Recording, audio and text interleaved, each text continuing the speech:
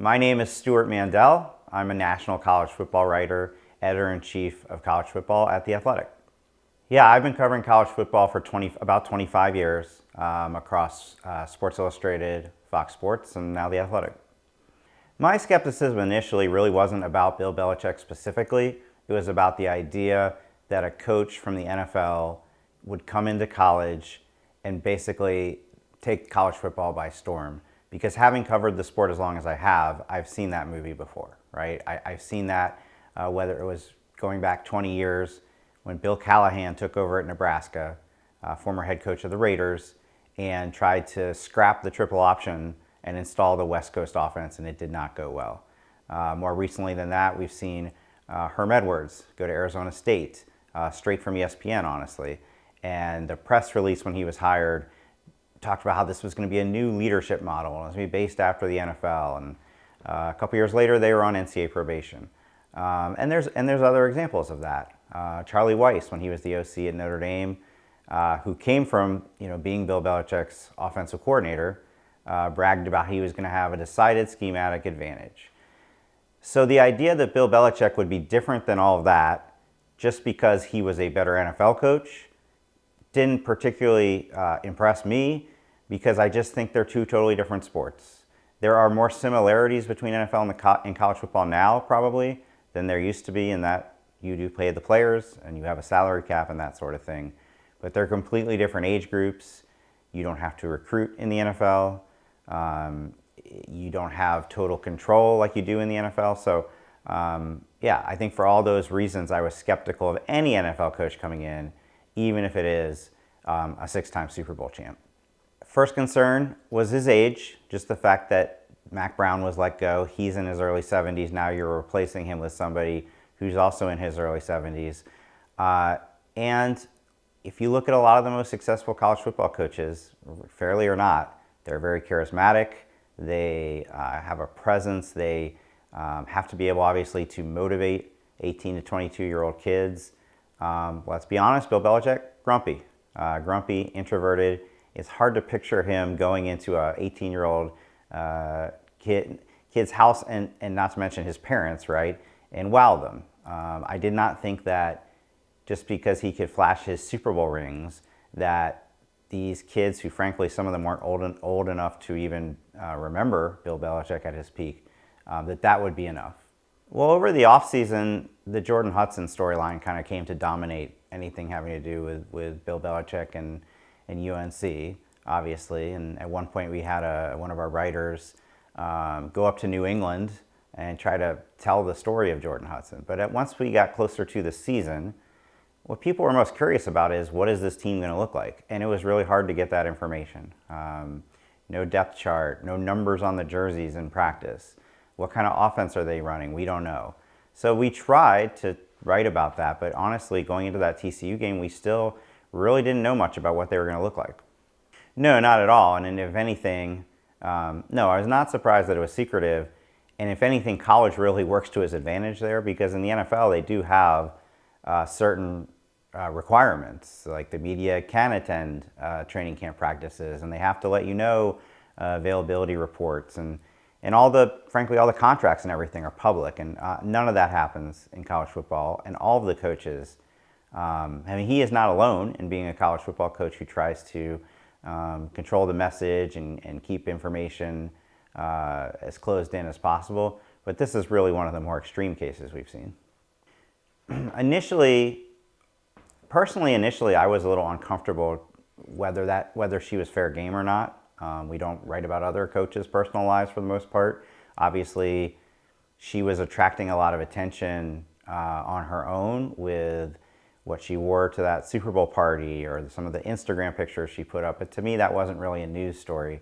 Where it all changed was when she interrupted the CBS interview, and it became clear that she was more than just a significant other. She has some sort of direct involvement in running his communications, right? There were also emails that were uncovered where Bill Belichick was saying she needed to be copied on all those emails about branding and public relations and so on. So she, as far as I know, as of this interview, has never spoken publicly about anything. He's never done an interview. And so I think that also obviously added to a lot of the intrigue. Some of it obviously very gossipy, very tabloidy, but just the attention around that very unusual dynamic. From a how to put this? I mean, from a national perspective, there was always going to be huge anticipation for his debut because he's such a big deal in coaching, right?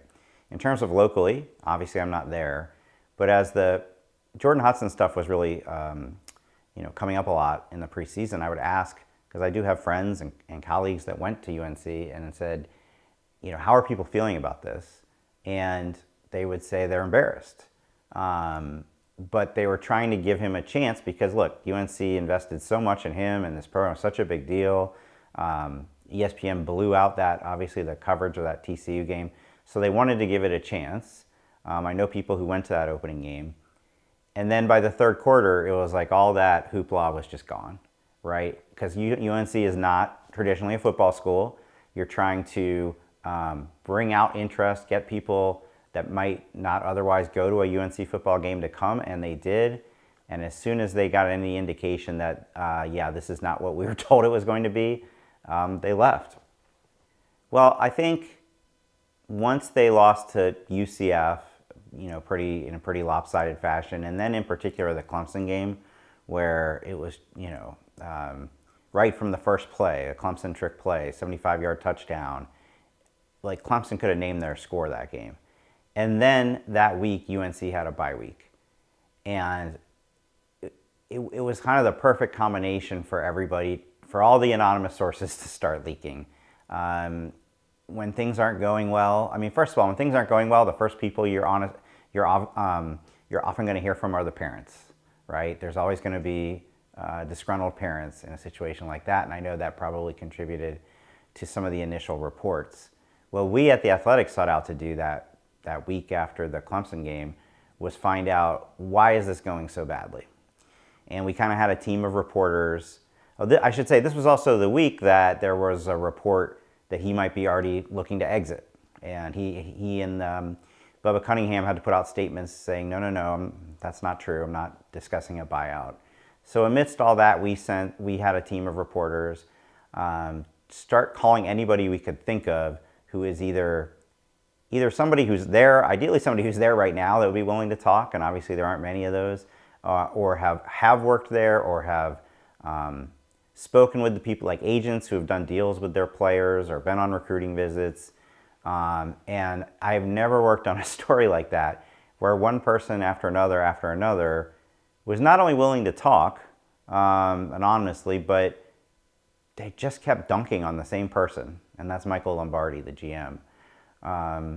And so in the course of that reporting, I think we got a much clearer picture into something that hadn't really been discussed much to that point, which was the roster. The Belichick and Lombardi came in and kind of sold it on their expertise in evaluation. Like they did such a great job evaluating players in the NFL. They're going to come in and build a great roster at UNC. And as you would start to talk to people, more and more people, they either completely missed on their evaluations, or they were too confident, overconfident in the fact that they thought kids would just line up to play for Bill Belichick because of who he is. That they overpaid for some players, that they didn't pay enough for some other players. So for me, like, beyond the palace intrigue, if you will, the interesting takeaway from that is like how these guys did such a poor job, frankly, building their first roster. Michael Lombardi is the person most responsible, other than Bill Belichick himself, for how this has gone, because Bill Belichick implicitly trusts Michael Lombardi. They have a relationship going back 30 years. He was the very first person Bill Belichick hired to come to UNC. I think it was like well known it was going to be a package deal. And he's in charge of building the roster. He's, almost every college program now has somebody in that GM role who's in charge of the personnel, right? Just like in an NFL team. And that's a similar dynamic to what the two of them had in way back when in Cleveland. So from what we've gathered from our reporting, he's kind of got his hands in everything. He's part of the recruiting. He's part of the portal evaluations. He's the one who negotiates the NIL deals with the agents. So this roster has his imprint all over it. Well, I think if you look back in hindsight, it's not surprising that they struggled the first year, because by the time Belichick was hired in December, first of all, the portal window was already open. It had already been open for a couple of days. And then, so that sets them back a little bit. And then what sets them back even further is because they're not coming from any sort of, they haven't been in college football, nor have a lot of their staff. They don't have any pre-existing relationships with players in the portal. So they're starting cold. They also didn't have any relationships with high school coaches at that time. So I would give them the benefit of the doubt that over the past year they've been able to build up those relationships. They've probably become much more familiar with how the portal works and should be able to approach the next cycle in a different way. We'll have much more preparation and much more, I would think, comfort level to be able to get a better portal class. In terms of high school recruiting, Mike Lombardi sent this letter to the donors, I think after the Clemson game, managing expectations, telling everybody, we're going to go heavy in high school. We're going to sign 40 or more players, the equivalent of 2 high school classes at once, because we want to build our roster around high school players. And that sounds really good, and I think the rankings, the 24/7 Sports rankings, suggest they're going to sign a top 20 class. That's very good. That's more in line with what Mac Brown did. The question is, are people going to have patience? Because high school players don't come in and, for the most part, and dominate right away.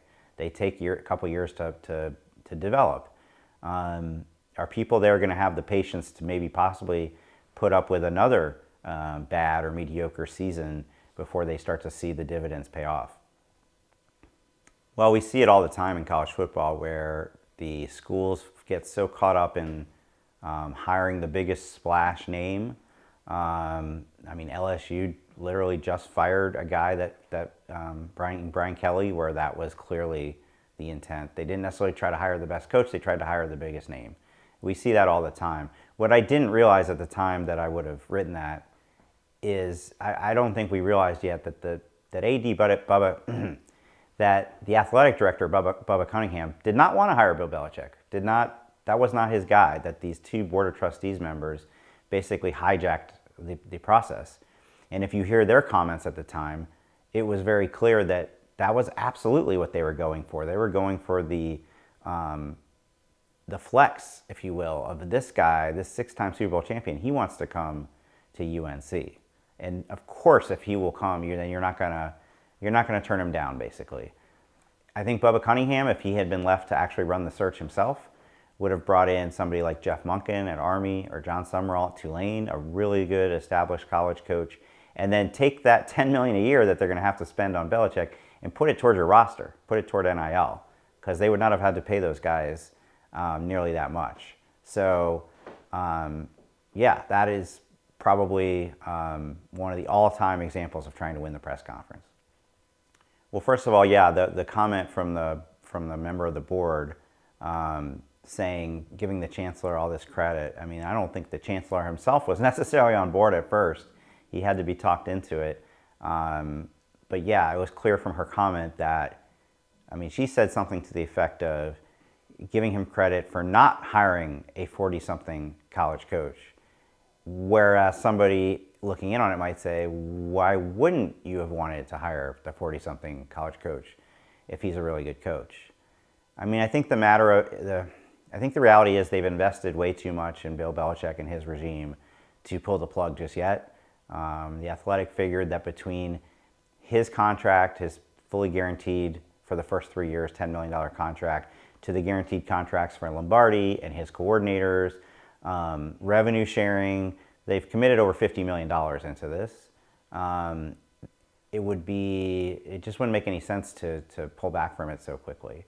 If you're UNC, you're just hoping that he continues to show some progress, at least a little bit of progress, and see where it is at the end of next year. If it continues to go this poorly, at some point you would have to pull the plug. Nobody has patience in college football anymore. and especially if you're getting a lot of, in addition to losing, getting a lot of embarrassing publicity around it. So, I mean, so obviously it wasn't a surprise at all that that Bill would want to bring in Steve. And in that case, right, at least Steve was he was a Big Ten defensive coordinator at Washington. It's not like that would be unheard of to hire somebody of his profile. Michael Lombardi's son being hired to coach quarterbacks is hilarious. And college football, for whatever reason, these these state universities, not just state, private too, but like a state university that has all these responsibilities, just allows these coaches sometimes to just do full-on nepotism. It happens all the time. It's not unique to Bill Belichick or UNC. But that also makes it harder to, if in a normal situation, you get to the end of the year, okay, I got to make some staff changes. I got to let some people go. Well, clearly he's not going to let his son go. So that puts some limitations on that. Well, I mean, clearly he's revered and kind of universally regarded as the best NFL coach of all time. 6 Super Bowls over that length of time. And not just the Super Bowls, they were a dynasty for all those years. And so it's not a surprise that there would be so much reverence over him and his legacy. And I do think that's a big reason why when he was hired, there were so many people. I mean, I can tell you that amongst those of us who cover college football and not the NFL, and also within, I mean, I was getting calls from administrators in college when this happened saying, what the heck are they thinking? Like, this is ridiculous. But people who primarily live in the NFL world thought this could be amazing because there is so much reverence for his coaching ability in the NFL. Now, I think now that we're into this, now you're kind of doing a hindsight's 2020 thing and saying, well, you know what? He wasn't very good once Tom Brady left for Tampa. Like peak Belichick, we're actually like 5 or 6 years removed from that at this point. So I think the shame of it is that if this continues to go poorly, it really is an unfortunate, an unfortunate stain on his legacy that otherwise is, NFL Hall of Fame, all-time great.